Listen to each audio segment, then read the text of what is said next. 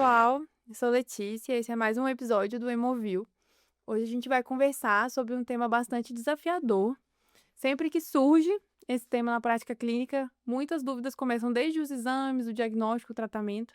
E nosso tema de hoje, então, é anemia hemolítica autoimune.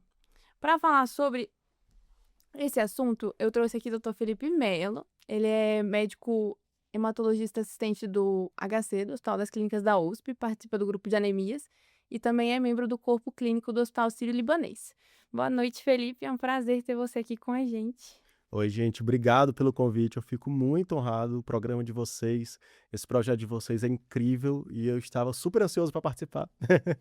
Obrigado pelo convite. E esse é um assunto que é fantástico e realmente espero conseguir ajudar um pouco a galera que está ouvindo nisso. Com certeza.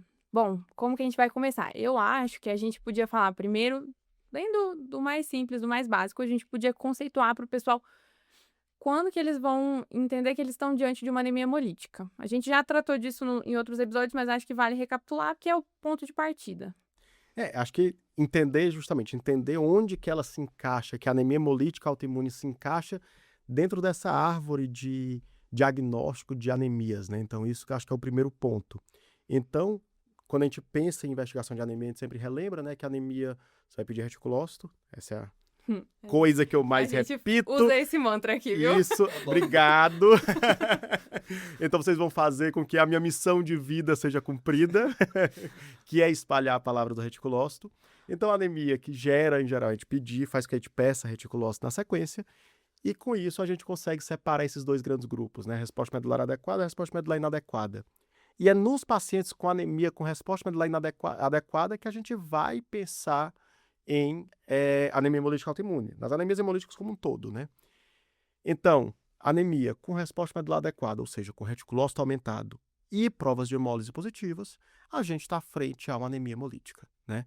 Então, lembrando aqui que é muito importante a gente separar que sem o reticulócito aumentado, as provas de hemólise positivas sozinhas, elas não dão diagnóstico de hemólise. Então, as provas de hemólise isoladas, alteradas, sem aumento de reticulócito, a gente vai chamar de eritropoese ineficaz, em geral um processo associado à morte de eritroblasto, né? Mas, com os reticulócitos aumentados, aí sim a gente está vendo hemólise e é nessa hora que a gente pede nosso teste Cumbis, que é o que vai dar esse nosso diagnóstico, né? Acho que é interessante a gente pensar também que esse paciente vai ter uma apresentação clínica muito característica, né? Então, a anemia hemolítica autoimune é aquela coisa que a gente vai pensar quando o paciente já tem outras doenças imunes associadas. É o paciente que chega para você com sintomas de anemia, né? Junto com esses sintomas tem aqueles achados que nos fazem pensar em hemólise. Então, vai fazer hemoglobinúria como grande alteração, especialmente nas hemólises intravasculares, né? Que pode vir acompanhado de sintoma de contração de músculo liso por roubo de óxido nítrico. Então, lembrar de disfagia, lembrar de disfunção erétil, lembrar que esse paciente pode fazer dor abdominal também, e a hemoglobinúria como outro grande marcador de hemólise, né? E a partir daí, esse paciente clinicamente lembrar dos pacientes que têm doenças autoimunes associadas, acho que é um grande clássico, né? Mas lembrar que eventualmente esse paciente é só um paciente com anemia em investigação. Boa. Pode ter mais sintomas clínicos associados ou pode ser que seja mais o exame mesmo que vai nos chamar a atenção, né? Exatamente. E acho importante que você falou, né? Então, nessa nossa etapa de raciocínio, no fluxograma diagnóstico, o TAD vai ser um exame muito importante aí, né? Para direcionar, para pensar em etiologia imune, certo? Então, acho que só para o pessoal recapitular, TAD positivo nos faz pensar em mecanismo imune para essa anemia, né? Já posso falar que é anemia hemolítica autoimune? Não. Posso falar que eu estou diante de uma RAI? Aqui você está entrando no território mais... O TAD é esse nosso grande amigo temperamental, né? Eu adoro esse exame. O Todo TAD, mundo tem muito medo dele. eu amo o TAD. O TAD é o que é nosso grande amigo, mas ele é muito temperamental. Ele é aquela pessoa que sempre está lá, é sempre disponível, ele nos ajuda. TAD é fácil, TAD é rápido, TAD é um exame que você consegue fazer com muita facilidade, porém, para ele sair bem feito, você tem que saber o que está fazendo. Você tem que fazer em um laboratório que você confia. É extremamente comum a gente encontrar médicos que falam para a gente, Eu faço o TAD e eu não consigo interpretar. Muitas vezes o exame vem mal feito. A gente escuta isso bastante. Né? Mesmo.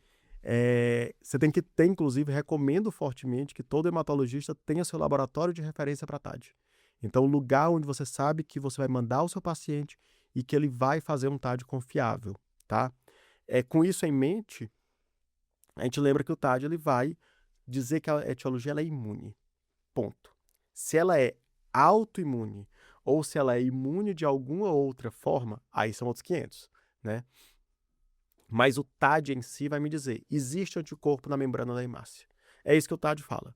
Ele me garante que existe anticorpo, ou C3D, que é o meu produto ali da IgM, em geral. Lembrando que tem, por exemplo, HPN, que eu posso ter um TAD positivo com C3 sem que isso seja uma anemia hemolítica autoimune. E isso tudo é o que vai realmente colocar essa etiologia imune como cravada. Se essa etiologia imune ela tem um fenômeno autoimune associado, aí eu não consigo dizer só pelo positivo ou negativo do TAD. Tá certo. E como você diria que uma pessoa que se depara frente a esse resultado positivo, ela deveria...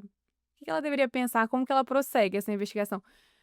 Fala um pouquinho pra gente justamente dessas nuances do TAD. Acho que é uma coisa que o pessoal tem muita curiosidade, né? Como interpretar, o que é que ele pode ver ali no resultado. Lógico que a gente sabe que isso varia da metodologia, mas conta o que você acha mais importante na hora de ver esse exame. Eu acho que isso, Letícia, é, assim, de forma independente, a dúvida que eu mais recebo de colegas no meu WhatsApp. Eu acho que, assim, pelo Eu menos... imagino. pelo menos uma vez por dia, algum colega que varia de clínico, não clínico, hematologistas, me manda uma mensagem, me dá uma ajuda com esse TAD E manda foto. e manda foto. O que eu faço com isso? O que significa isso? Porque é isso, a gente pensa no TAD, o TAD ele é ensinado pra gente de muitas formas, né? Como essa coisa binária, positivo é negativo e é isso. Quando não. O TAD a gente vai fazer muitos testes ali dentro, a gente vai ter muitas etapas que vão me gerar muitas coisas. Então a primeira coisa é a gente entender qual é o anticorpo que ele está pesquisando, né? Então aqui eu vou falar um pouco um conjunto de TAD com o PAI já direto, tá? Então pensar nesses testes imunematológicos como um conjunto, porque em geral a gente faz eles um pouco em conjunto. Então o TAD, em que eu vou ter contato da minha hemácia com um anticorpo anti-imunoglobulina, né? Seja o soro de Cumbis, que é o soro propriamente dito que é feito com... quando eu vou expor uma cobaia, seja um coelho, um rato, a anticorpo, a imunoglobulina humana, e ela vai formar a imunoglobulina anti-imunoglobulina humana, e essa imunoglobulina pode ser adicionada às minhas hemácias, ou o gel, que tenha em geral um anticorpo recombinante. Então eu vou expor a minha hemácia a um soro anti-imunoglobulina. Uhum.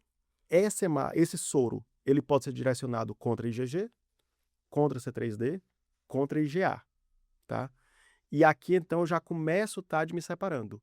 Isso que tem na minha membrana é um IgM, isso é um C3D que me mostra que eu tive um IgM, né? Vale lembrar que o mecanismo de destruição da hemácia pelo IgM é a ativação do complemento. Então eu pego esse C3 justamente porque ele é o produto da minha IgM. Lembrando que IgM ele é muito difícil de resgatar da membrana. Primeiro porque ele já de cara é uma proteína que tem uma ligação e uma desligação muito rápida da hemácia. Então ele pode se ligar e no teste ele já se desligou e eu não consigo vê-lo. Bem como o sítio onde eu vou ligar o meu anticorpo, na IgM ele é destruído, ele não é acessível, porque ele está ligado à cadeia J, né? Então aquele pentâmero se forma justamente na ligação, na região onde eu iria ligar o meu anticorpo.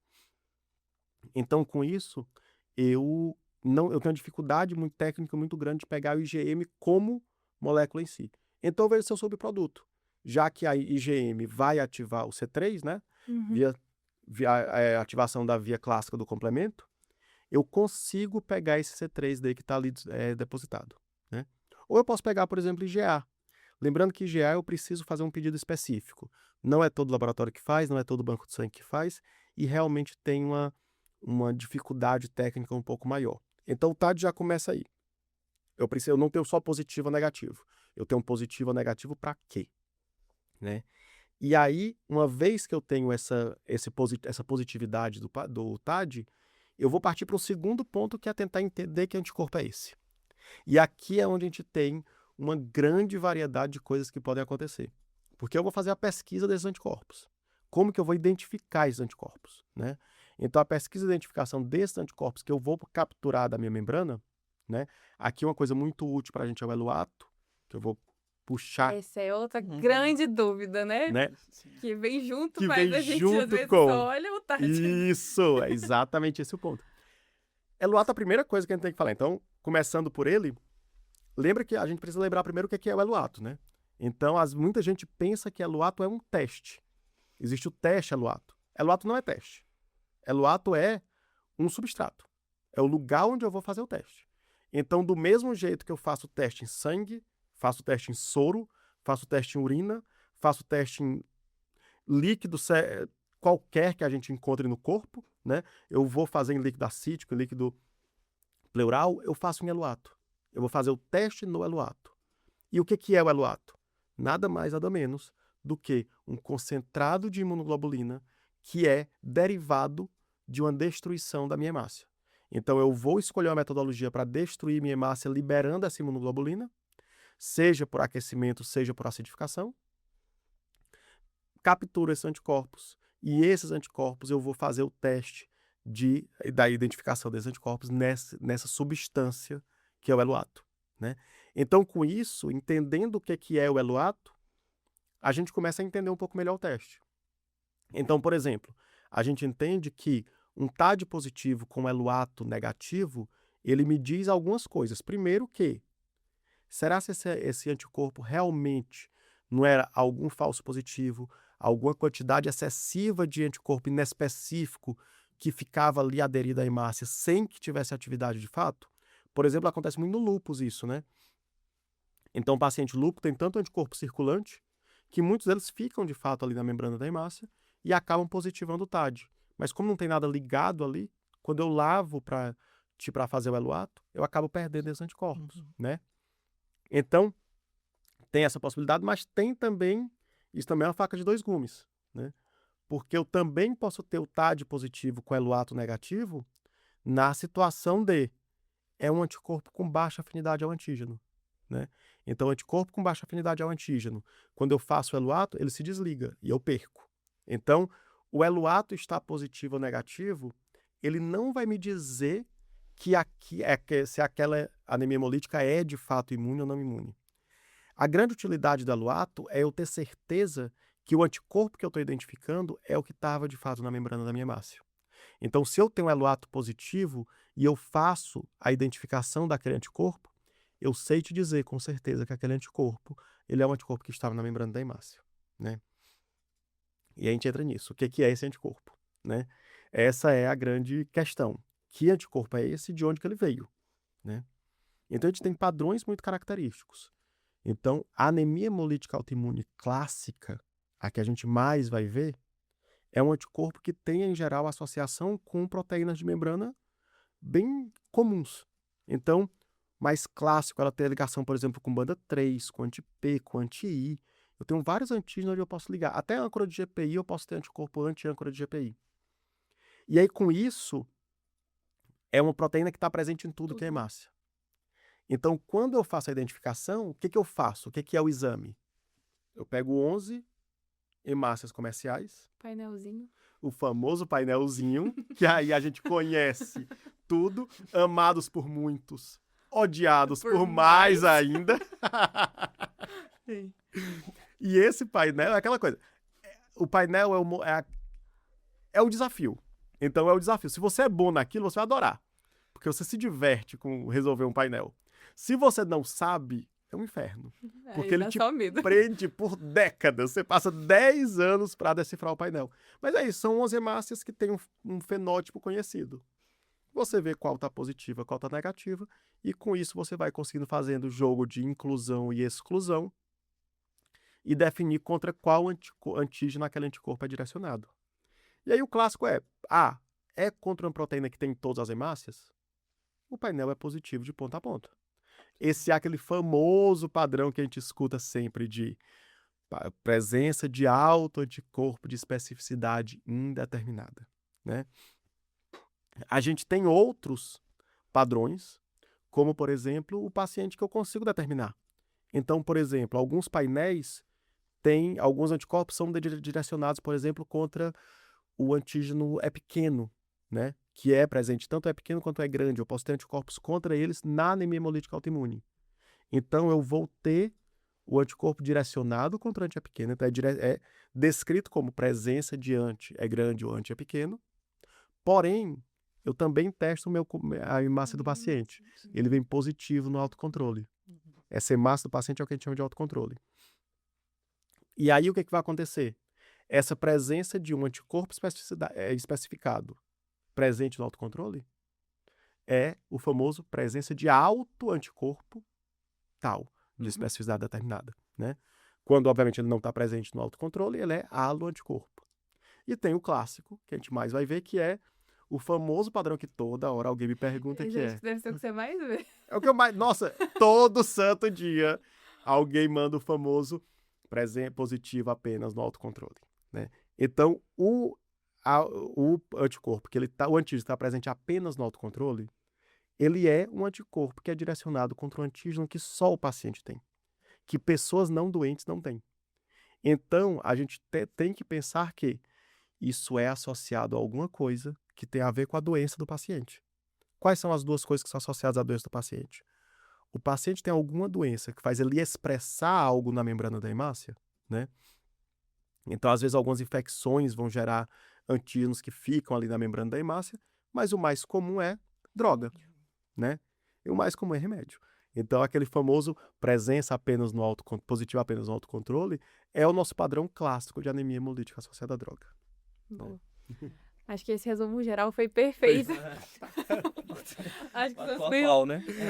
As suas vezes que a gente escuta também, né? Que a gente vê e escuta de dúvida do pessoal. Acho que já ajuda a ter uma ideia boa. Uma outra dúvida que o pessoal costuma trazer muito pra gente são aquelas temperaturas todas que são trazidas ali no TAD, né? Você poderia explicar um pouquinho pra gente também? Sim, pronto. As famosas temperaturas do TAD. O que a gente tem ali quando eu falo de temperatura, para você, eu estou falando de IgM, tá? Então, a IgG é muito raro ela ter associação com temperatura. Tem? Existe, né? Então, existem situações onde eu vou ter IgGs que vão ser temperatura sensível, né? Aí é o famoso Donald Landsteiner. É o clássico da IgG que tem uma reação a frio, né? Mas, muito específico, vamos focar primeiro nesse, até porque Donald Landsteiner eu preciso pedir uma pesquisa específica. Ele não vai sair no seu TAD comum. Pensando em TAD, a amplitude térmica é uma avaliação da IgM, né? A IgM ela é uma imunoglobulina que, em geral, que habitualmente, ela tem uma temperatura ótima de reação muito baixa, certo? Então, ela vai ter uma reação boa em temperaturas mais frias. E ela, à medida que eu vou maturando esse plasmócito que produz essa IgM, né? Quanto mais maduro ele vai ficar, mais ele vai aumentando a temperatura em que ele tem acesso àquele antígeno, tá? O que acontece? Isso tem uma lógica muito simples, né? É maturação, então eu estou formando esse anticorpo, e se a IgM ela vai destruir por associação direta com o patógeno, e essa associação ela vai acontecer na periferia, ela não precisa estar na temperatura central do corpo. Ela vai acontecer essa destruição em temperatura periférica, que vai variar ali entre 20 e muitos 30 graus, né? Então, o que acontece? Sempre que eu tenho a IgM, ela vai reagir a 4 graus, porque é a temperatura ótima de reação dela. Então, a IgM reage a 4 graus, ótimo, isso me disse, clinicamente, nada, tá? Por quê? Porque se ela reage a 4 graus, espero que nenhum ser humano esteja a 4 graus. Se a pessoa tiver a 4 graus, o menor dos problemas dela é a anemia hemolítica autoimune. Deixa a anemia hemolítica autoimune, se preocupe com outra coisa, meu querido, né? Então, assim, se preocupe com outras coisas, tem coisa pior acontecendo. Dito isso, a gente testa na sequência em temperatura ambiente, que é uma temperatura que também não é comum no corpo, no geral. Porém, em situações de frio, as extremidades vão ficar em temperatura ambiente. Pensando aí em temperatura ambiente com algo entre 20 e 22 graus. Se você está num ambiente que está a 5 graus, a sua mão vai estar mais ou menos a 20, né? Então, com isso, eu posso ter atividade de algumas IgMs a 20 graus, tá? É a temperatura ambiente. Agora, eu vou te garantir que esse anticorpo tem significado clínico quando ele, além da temperatura ambiente, ele reage a 37 graus, a temperatura corporal, né? Nessa hora, eu sei, eu garanto, não, desculpa, acho que tem outros fatores envolvidos, mas eu digo que essa IgM pode ter uma repercussão clínica, né? Então, ela pode ser clinicamente significativa, certo? Significativa. Sim. Lembrando que esses testes são feitos em sequência. Então, é muito comum você pegar a pessoa e dizer assim, mas não foi testado a 37. Óbvio, porque a temperatura ambiente já foi negativa. Então, se a temperatura ambiente foi negativa, ela não vai ter reação a 37 graus. Então, não se preocupa com isso. Então, o que você precisa entender de forma prática? Peguei uma IgM, achou uma IgM ali na minha pesquisa. Vi que essa IgM reage só a 4 graus. Esquece, ela não tem significado clínico. Vi que essa IgM reage em temperatura ambiente e não reage a 37 graus. Ela provavelmente não tem significado clínico. Pode ter em algumas situações específicas, quando ela é um pouquinho mais alta, e a gente encontra pacientes que vão ter hemólise a frio, tá? No frio. Então, a gente tem o caso clássico do nosso paciente lá do HC, que eu acho que vocês já devem ter passado por ele em algum momento, que é um paciente que ele tem uma condição de vida boa e ele viaja. Ele vive sempre no verão. Ele sempre vive no verão. Então, ele passa metade do ano aqui no Brasil. Quando chega o verão no Brasil, ou seja, essa época do ano, quando começa o outono, ele vai para a Alemanha. Aí ele passa o verão na Alemanha. Achei um tratamento médico muito bom. Então, assim, recomendação forte. Né? Se a gente... Olha como a gente da anemia é muito mais legal. O pessoal da coagulação, o que o pessoal da coagulação faz? Proíbe viagem. O que o pessoal da anemia faz? Incentiva a viagem. Então, assim, nosso tratamento, viagem, vá curtir o verão europeu. É isso que a gente fala, vá curtir o verão no Mediterrâneo. Então, tem alguns pacientes que é isso. Um pouco menos de amplitude térmica, pode ter no frio algum grau de hemólise, né? Os pacientes às vezes fazem acrocianose também e tal.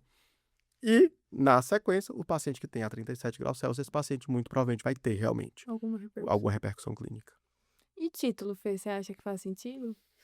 Depende do lugar onde você está vendo e depende do quanto você confia no seu laboratório.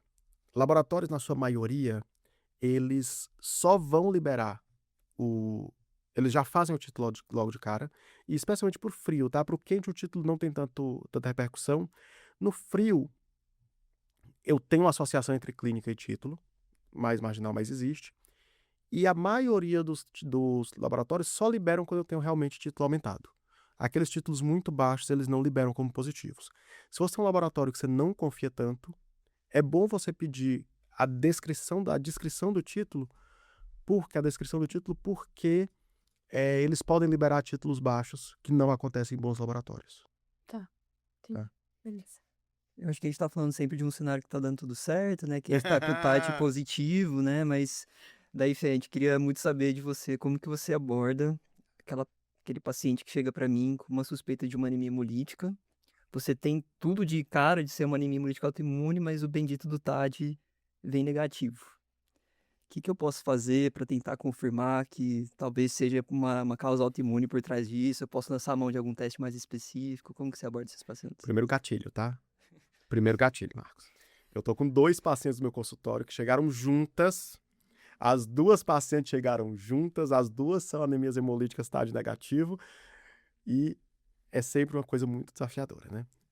Vamos lá. Primeira coisa, diagnóstico. Existem testes que nos ajudam? Existem. A anemia hemolítica TAD negativo, ela pode ser, de fato, um diagnóstico já fechado, ou ela pode ser um cenário intermediário na investigação, né? Que é, pedir o TAD, veio negativo. Existem formas de eu sensibilizar esse meu TAD, né? Então, eu vou pedir agora algumas coisas para tentar ver se realmente esse TAD é negativo, ou se esse TAD está negativo porque o meu anticorpo ele tem alguma particularidade que não vai ser visto no TAD. O que pode me ajudar com isso? Primeiro, será que esse anticorpo não é o IgA? Lembra que eu disse que o IgA não é visto no TAD comum?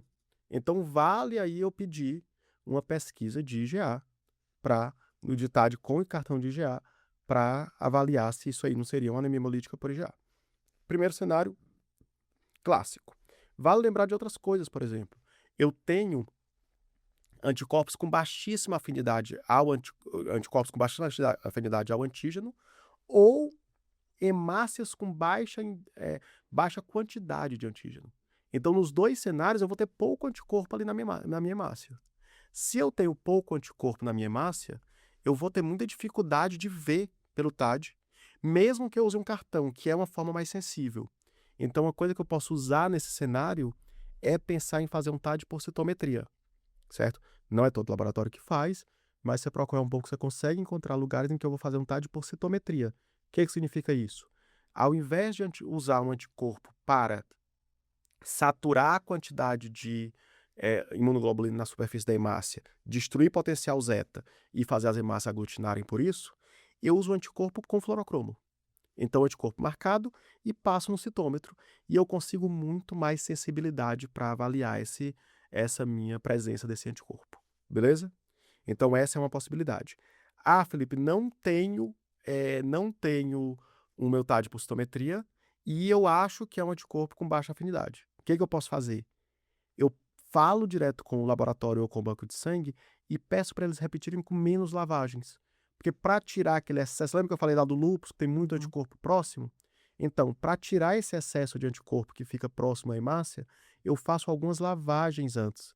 Uma forma que eu tenho de melhorar isso é fazer um pouco menos de lavagem. Obviamente que eu corro o risco de pegar mais anticorpos inespecíficos. Porém, num cenário em que eu tenho muita propensão a pensar em anemia hemolítica autoimune, TAD negativo, eu posso usar essa estratégia também, tá? E a outra que também não aparece no teste comum, lembrar do anticorpo da IgM a frio, que é o Donald Landsteiner, que eu tenho que fazer uma pesquisa específica, em que, como eu preciso ver a frio, eu preciso colher o meu exame já no frio. Então, eu tirei o sangue e eu já deixo isso resfriado, já deixo isso em temperatura específica, que vai ser feito o teste todo na temperatura controlada, o que é muito mais complexo, mas também é uma possibilidade. Então, primeira coisa que é quase a fuga da pergunta que você fez é... Pra ver como é bem tranquilo. É bem tranquilo. Tudo isso não estou nem respondendo ainda o que você perguntou, que eu acabei de excluir que não seja de fato anemia hemolítica TAD negativo, né? Então, com isso, eu garanto para você, olha, pesquisei tudo e de fato não é anemia hemolítica TAD negativo, né? A anemia hemolítica autoimune TAD negativo, desculpa. Agora, na situação, a situação realmente que você está me colocando tá, tudo isso veio negativo, eu não tenho anticorpo, porém, é uma paciente lúpica com SAF, com tireoidite, com vitiligo, fez uma ceratite autoimune, tá fazendo anemia hemolítica autoimune, que abriu do nada, você já pesquisou tudo, já pesquisou HPN, já pesquisou esfera, já pesquisou, conseguiu fazer ectacitometria e viu que não é defeito de hidratação e fez o painel molecular. Você sabe que não tem outra causa de hemólise, né? Além de que você tem certeza que o paciente, sei lá, não toca tabaco e não é uma hemólise mecânica. Com isso, a gente tá na anemia hemolítica autoimune, TAD negativo. E aqui, a grande arma que eu tenho é o teste terapêutico. Então, primeira coisa que eu faço, avalio essas outras formas de anemia hemolítica autoimune. Estou correndo em paralelo a isso, investigação de anemia hemolítica não imune. Aí a gente vai entrar nessas coisas todas. Curva, LORCA, pesquisa. Hoje tem uma facilidade de você pedir painel genético, que é uma coisa que ajuda demais nas anemias congênitas. Então, você pediu uma pesquisa de anemia hemolítica não imune. Veio todo negativo. Aí, o que você vai fazer? Teste terapêutico, né? Em geral, a gente testa com corticoide, certo? E lembrar que tem uma coisa que piora. As anemias hemolíticas TAD negativas, elas tendem a ter uma resposta um pouco pior ao tratamento. É um pouco mais difícil de manejar. Então, eu não vou considerar a resposta terapêutica a normalização da hemoglobina. Mas a melhora por si só eu já considero. E aí, a partir daí, você vai ter que tatear a imunossupressão desse paciente. Isso. Aí é mais difícil ainda, né? Eu acho que a gente vai querer também, né, comentar um pouquinho sobre o tratamento de uma forma geral, mas eu acho que vale a gente falar da classificação das anemias hemolíticas autoimunes mesmo, em quente, frio. A gente já pincelou um pouco sobre essa diferença IgG e IgM, mas talvez só organizar mesmo essa classificação, porque o tratamento vai precisar utilizá-la, né? Exato. Então a gente tem essa classificação clássica de quente e frio, né? E o que a gente coloca aí como grande diferenciação é justamente a presença da IgG e da IgM, né? A IgM como sendo essa entidade associada à anemia hemolítica frio, né? Em geral aqui, quando eu tenho IgM, eu tenho a possibilidade de associação com outras doenças de forma muito mais clara. Então, é o paciente que tanto tem outras doenças autoimunes, como pode ter, principalmente, pensar em linfoproliferações, né? Então, esse é o paciente que vai aparecer para você como manifestação de uma doença paraneoplásica. Esse é o paciente que vai aparecer para você como manifestação de uma doença de plasmócito, né? Esse é o paciente que vai aparecer para você como manifestação de um Waldenstrom. Esse é o paciente que vai aparecer para você como manifestação de uma linfoproliferação. Então, lembrar da associação da anemia hemolítica frio com outras doenças. Então, esse IgM, em geral, tem essa peculiaridade. Então, vale lembrar que nas anemias hemolíticas autoimunes a frio, é sempre bom você pensar em expandir a investigação para outras doenças. Então, esse é um paciente que você vai pensar com muito mais carinho em fazer um PET, em fazer uma avaliação medular, em fazer um imunofenotipagem de sangue periférico, para tentar flagrar aí outras doenças, tá? A anemia hemolítica quente, eu tenho, em geral, um fenômeno mais primário, é mais associado a doenças primárias. Ah, Felipe, pode? Pode. Eu posso ter também anemia hemolítica fria, a quente, como manifestação de uma outra doença, manifestação imune de outra doença. Seja uma outra doença autoimune, seja outra doença infecciosa. Então, lembrar de quadros virais e quadros bacterianos como desencadeadores de anemia hemolítica autoimune, seja manifestação de uma doença hematológica, de uma doença neoplásica, tá? E eu acho que outra coisa que tem que ter muito clara na nossa cabeça é a diferença de tratamento. Então, em geral, anemia hemolítica quente tem um tratamento que tem uma resposta melhor a tratamento, especialmente pensando em tratamento com corticoide de primeira linha. Em tratamento em IgM, eu tenho uma resposta pior a corticoide, com a tendência maior a tratamentos com rituximab e outras imunossupressões. Certo. No geral, hoje em dia, para tratar a raia quente, você tem começado só com o corticoide? Como que você tem feito na sua Então, prática? a anemia hemolítica quente, a gente está autorizado a começar com corticoide como primeira droga. A anemia hemolítica quente, ela pode funcionar como uma doença autolimitada, então limitada no tempo. Então, você fazer um curso de corticoide, tentar um desmame e avaliar a resposta desse paciente na sequência é uma possibilidade. Isso é uma realidade mais comum na pediatria, tá? Então, o paciente que entra em remissão e fica bem, isso classicamente acontece na pediatria, mas também pode acontecer no idoso. A gente vê pacientes que ficam bem da anemia hemolítica autoimune. Então, corticoide como primeira linha, e a partir daí a gente parte para outra situação, outro imunossupressor como segunda. Em situação de disponibilidade financeira boa, eu tenho acesso a múltiplas drogas. Habitualmente a droga de segunda linha é o rituximab. É a droga que eu tenho melhor resposta, com menos efeito adverso. Infelizmente, no contexto do Brasil, a gente tem poucos serviços que têm essa disponibilidade tão grande de rituximab. Então é muito comum que a gente não consiga rituximab nem sequer de segunda linha. A maioria dos serviços pede uma liberação de rituximab com terceira ou quarta linha de tratamento. Então, se eu não tenho acesso a rituximab, outras drogas podem ser usadas, e aí a gente pode usar outros imunossupressores, ciclofosfamida, micofenolato, ciclosporina, em alguns casos mais selecionados, ou em último caso, não tenho acesso a nada, então, aí a gente pode partir para a esplenectomia, certo? Para a IgM, aqui eu tenho um outro cenário. Na IgM, o rituximab é uma droga superior, tá? A resposta a corticoide é muito ruim, é muito difícil esse paciente entrar em resposta completa e ficar livre da doença sem um tratamento mais agressivo. Então, a gente tende, num cenário em que eu tenho disponibilidade financeira, a entrar com rituximab como primeira linha, certo? Essa é a ideia. Na prática, muitos serviços vão deixar o rituximab mesmo para a IgM como segunda, por disponibilidade financeira. Mas, idealmente, rituximab como primeira, e a partir daí a gente vê outras linhas de tratamento. Vale lembrar que aqui a gente tem algumas peculiaridades também, né? Primeira delas é, a gente tem tratamentos novos que estão aí em fase de teste. A gente tem coisas chegando, Optimais. né? A gente tem, como diria o artista da Globo que tá sem nada para fazer, tem coisa boa vindo aí, tem uns projetos aí acontecendo. Então, lembrar, por exemplo, do rilzabrutinib, né?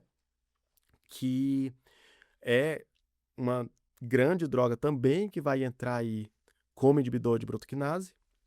E desculpa, rilzabrutinib é de proteasoma, né?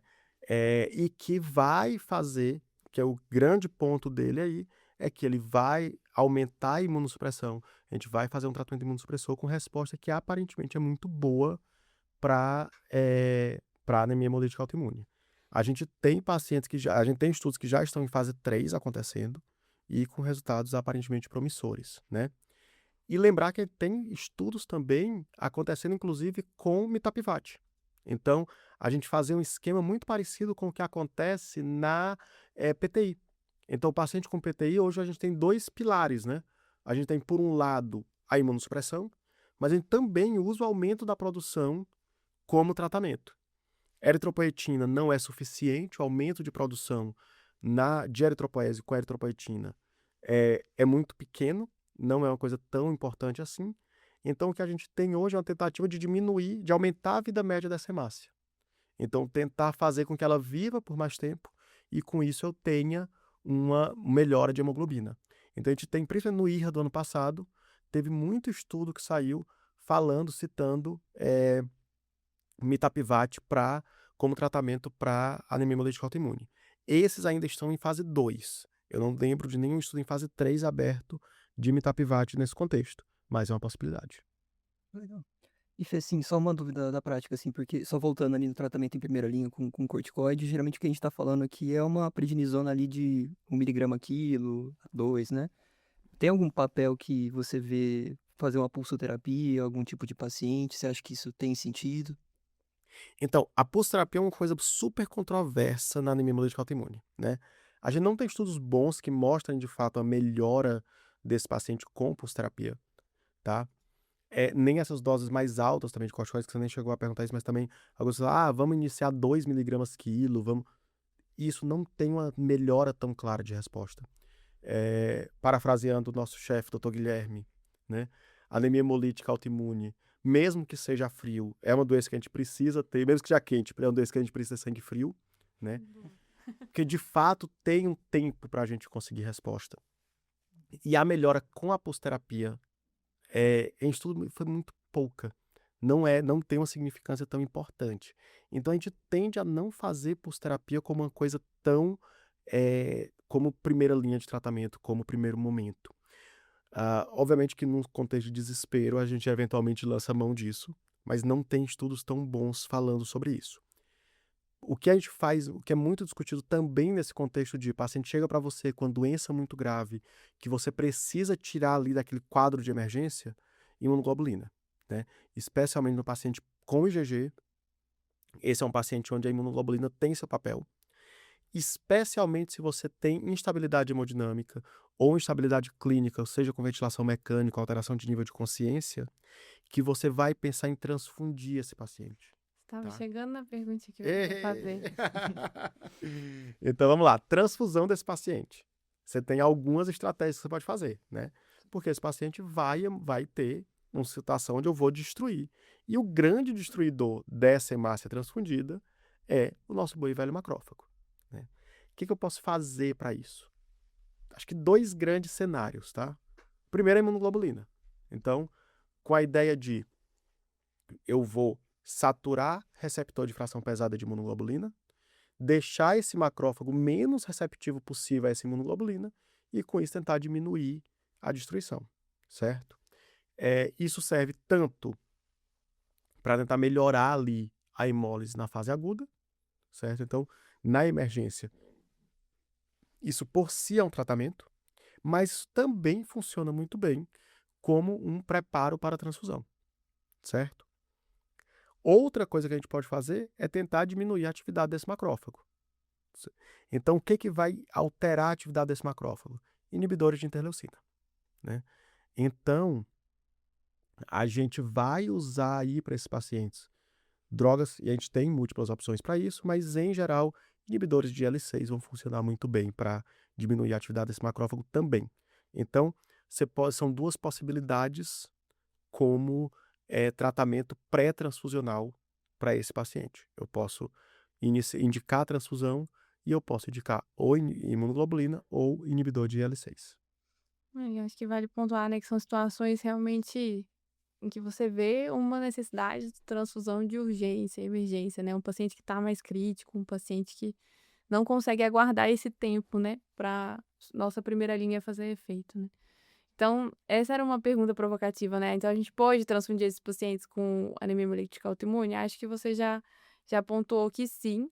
Tem algum outro cuidado que você recomendaria para o pessoal entender também que não é tão simples, né? Tem que pedir quando realmente não temos muitas opções. Lembrar que assim, a transfusão nesse paciente é uma transfusão que vai ter hemólise. Eu vou destruir essa bolsa. O que eu vou fazer aqui é tentar minimizar isso. E aí, do ponto de vista medicamentoso, é isso. Mas, então, pensar em imunoglobulina, pensar em tocilizumab, por exemplo, então são formas medicamentosas. Agora, outras coisas, o banco de sangue pode ajudar muito a gente, né? Então, essa é a hora que você vai virar o melhor amigo da pessoa do banco de sangue. Você vai conhecer todo mundo, você vai discutir tudo, porque você vai precisar da ajuda dessa galera. O que a gente tem aí de coisas, estratégias hemoterápicas para pensar nesse paciente? Primeira coisa eu estou falando para você que ele vai hemolizar. O que eu estou fazendo eu preciso minimizar essa hemólise. E lembrando que isso não é uma coisa que garante. Então, fiz imunoglobulina, o paciente hemolizou bruto. Pois é, pode acontecer. E aí, para minimizar esse risco, ou pelo menos para que a gente consiga ver mais rapidamente esse risco e essa complicação, e conseguir atuar em cima dela com tempo hábil, uma coisa que ajuda muito é tentar fracionar essa transfusão, tentar alicotar essa transfusão, né? Então, se a gente pensa que a bolsa saindo do banco de sangue, ela tem no máximo 4 horas para ser infundida, se eu quero fazer uma infusão mais lenta, para que caso esse paciente tenha alguma reação, eu consiga ver e atuar em cima disso, eu tendo então a alicotar para que eu consiga fazer uma transfusão muito mais longa. Então eu consigo fazer metade da bolsa nas 4 horas e a outra metade nas outras 4 horas. E com isso manejar muito melhor e ter esse paciente muito mais na minha mão. A outra coisa que o banco de sangue pode ajudar muito a gente é MMA, né? Também. Eu queria. Tava cheia da Era curiosidade pra nesse saber era se MMA nesse que dele. você. Era nisso que você queria chegar. O teste é super difícil, né? A maioria das pessoas às vezes nunca nem escutou Nunca nem ouviu falar, né? Exato. Então, fora do banco de sangue, as pessoas não ouvem falar. E é engraçado, porque, na verdade, nem é tanto, né? Do ponto de vista de técnica, é difícil. Você precisa ter mão para fazer. Mas é um teste barato, né? Se você parar para pensar, é um teste muito barato. Porque você não usa praticamente nada. Você usa monócito de doador, lâmina e microscópio, né? Que basicamente o que é que eu vou fazer? Eu vou criar uma lâmina, vou fazer uma lâmina com uma camada de monócito, e pode ser monócito que eu pego de buff coat de doador, monócito saudável. E eu vou jogar em cima dessa lâmina a hemácia que eu quero transfundir, e essa hemácia vai ser incubada com o soro do paciente. Então o que vai acontecer? O anticorpo daquela anemia hemolítica autoimune vai se ligar à hemácia, e eu jogo isso na lâmina de monócito. Joguei na lâmina de monócito. Se por acaso eu pego figuras de fagocitose, eu consigo te dizer com certeza que existe uma fagocitose possível e que existe um risco muito maior de hemólise para aquela bolsa. Então isso é uma forma de selecionar bolsas. Eu vou selecionar bolsa que tenha baixo grau de hemólise. Baixo grau de fagocitose, desculpa. Eu vejo poucas figuras de fagocitose naqueles monócitos, né? Isso é uma ferramenta excelente para eu avaliar risco de hemólise da bolsa, tá?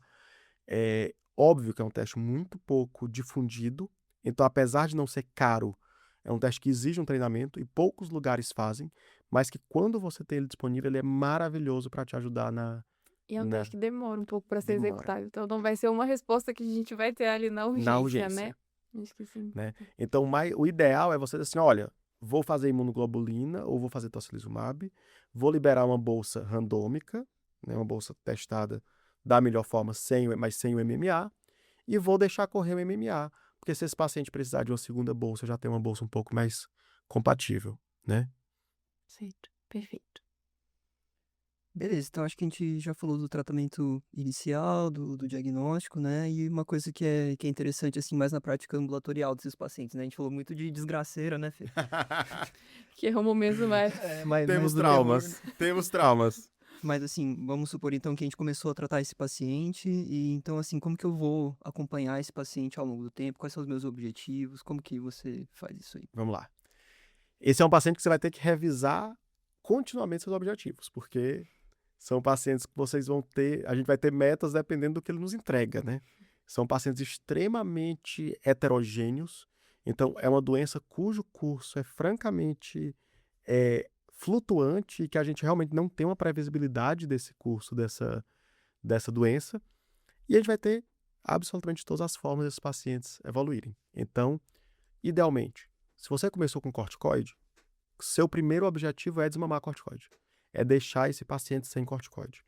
E aqui, gente, lembrar que, ao contrário daquelas situações em que eu tenho doenças muito agudas e que eu vou desmamar o corticoide muito rápido, na anemia hemolítica autoimune, eu vou fazer um desmame muito mais lento de corticoide. Então, aquele esquema que a gente costuma fazer de, obviamente, se o paciente não respondeu e eu quero só tirar o corticoide, eu posso desmamar lento. Mas o paciente que respondeu e eu preciso desmamar esse corticoide, eu vou fazer diminuições pelo menos a cada semana. Idealmente, não deixar esse paciente com diminuições a cada 3 ou a cada 4 dias, só para evitar a supressão de adrenal. Tá? Então, esse é um paciente que eu vou fazer reduções de corticoide graduais, mas pelo menos com uma semana de intervalo, e reavaliações periódicas, idealmente no máximo a cada 15 dias, para ver se a gente tem manutenção dessa hemoglobina, lembrando que o melhor marcador para a gente ver isso é o reticulócito. Então, eu vou ficar acompanhando o reticulócito periodicamente para avaliar se não houve aumento desse reticulócito. Ah, Felipe, eu consegui deixar o paciente sem corticoide com hemólise compensada. Tudo bem, isso é possível. Você pode deixar o paciente assim, não é um grande problema. Mas lembrar que esse paciente que tem hemólise compensada, você tem que ficar de olho nele mais próximo. Não é o paciente que você vai deixar mais solto. Você vai pedir reavaliação desse paciente mensal, reavaliação desse paciente a cada 2 meses, porque qualquer novo ataque que ele tenha infeccioso, qualquer resfriado que ele tenha, esse paciente pode recrudescer a doença, né? Porque aqui eu não tenho um paciente que se livrou do anticorpo. Esse paciente ainda tem um anticorpo circulante. Entrou em um certo equilíbrio. Só que entrou em equilíbrio. Ele conseguiu produzir reticulócito suficiente para repovoar o que foi destruído, né? Do mesmo jeito, a gente tem um paciente que não vai ter resposta. Ou vai ser um paciente córtico dependente. Então, se eu tenho um paciente córtico responsivo, eu tenho também um paciente que vai ficar córtico dependente ou córtico não respondedor. Para esses pacientes, eu vou pensar na segunda linha de tratamento, né? E aqui, como eu disse, fiz o corticoide, o paciente teve resposta parcial, ou o paciente teve resposta e recrudesceu doença com a retirada do corticoide, ou o paciente não teve resposta, é esse paciente que eu vou solicitar rituximab para iniciar uma segunda linha de tratamento, tá? Óbvio que, mesma coisa, rituximab, eu posso ter resposta em até 3 meses, né? Então, é normal que a infusão do rituximab vai acontecer em 4 semanas. O normal é que eles comecem a ter uma resposta aí durante a infusão ainda, mas lembrando que eu preciso esperar esses 3 meses para dizer que não houve resposta e começar uma terceira linha de tratamento, se for necessária, tá? Uma coisa que eu acho importante, já que a gente está falando do Ritux, lembrar das doses, tá? Então, existe uma controvérsia sobre a dose do rituximab dentro da anemia hemolítica autoimune. Por muito tempo, a gente usou aquela dose de 100 mg fixo a cada semana por 4 semanas. Essa dose, ela foi inicialmente validada como tendo resposta, tá? Só que quando você compara cabeça a cabeça com outras posologias, e aqui eu tô te falando de 500 miligramas fixo uma vez por semana, ou 1 grama fixo a cada 15 dias, tá? Aquela dose de 375 miligramas por quilo também é estudada, mas ela tem muito pouca diferença em relação ao 500 miligramas fixo. Então, talvez não faça sentido você aumentar esse gasto. Então, mantendo uma dose fixa de 500 miligramas, de 2 gramas, desculpa, de tratamento total, esses 2 gramas podendo ser separados em semanal ou quinzenal, isso é superior aos 100 miligramas semanal. Tudo bem? Ó, Que, por sua vez, não é tão diferente dos 375 miligramas por metro quadrado. perfeito. Se o paciente responde, Fê, e depois você consegue suspender aí todo o tratamento, consegue suspender o corticoide e ele vem a ter uma recidiva, você pode voltar a utilizar esse mesmo tratamento que ele Você pode voltar ao corticoide, sabendo que o paciente responde bem. Você pode retomar o tratamento que você sabe que teve uma resposta boa e que pode ser desmamado na sequência. Não é um problema. Perfeito. Eu acho que de perguntas que eu tinha pra fazer era isso. Eu ia perguntar pra você, só pra gente deixar, qual é a mensagem final, assim, que você passaria pro pessoal de casa, que eles têm que lembrar quando eles pensarem em anemia hemolítica autoimune? O que tem que ficar, assim, de mais importante? Vamos lá. Eu acho que, primeiro, lembrar da doença. É uma doença que as pessoas ficam patinando muito até chegar no diagnóstico. Então, a anemia hemolítica autoimune é uma coisa que você tem que lembrar. Então, o paciente bateu no pronto-socorro, você tem hemólise, você precisa pedir o CUMBS, precisa fazer uma avaliação criteriosa desse CUMBS e entender que a anemia hemolítica autoimune é uma possibilidade real para esses pacientes. E de não demorar a começar tratamento. Então, esse paciente precisa ser tratado sério. E terceira e última mensagem importante, eu acho que é lembrar que a anemia hemolítica autoimune pode ser manifestação de outras doenças. Então, especialmente no paciente idoso, especialmente no paciente com IgM, pensar que você precisa investigar outras causas, outras doenças que podem estar desencadeando esse quadro. Então, é nosso paciente querido, é um paciente que a gente, em geral, tem muito carinho, é um paciente que vai ficar com você por muito tempo, porque ele é o paciente do hemato. Essencialmente, ele é o paciente da hematologia. Perfeito, Felipe. Queria agradecer muito sua presença aqui hoje com a gente. E obrigada pra todo mundo que ouviu a gente. Segue e acompanha até o próximo episódio, pessoal.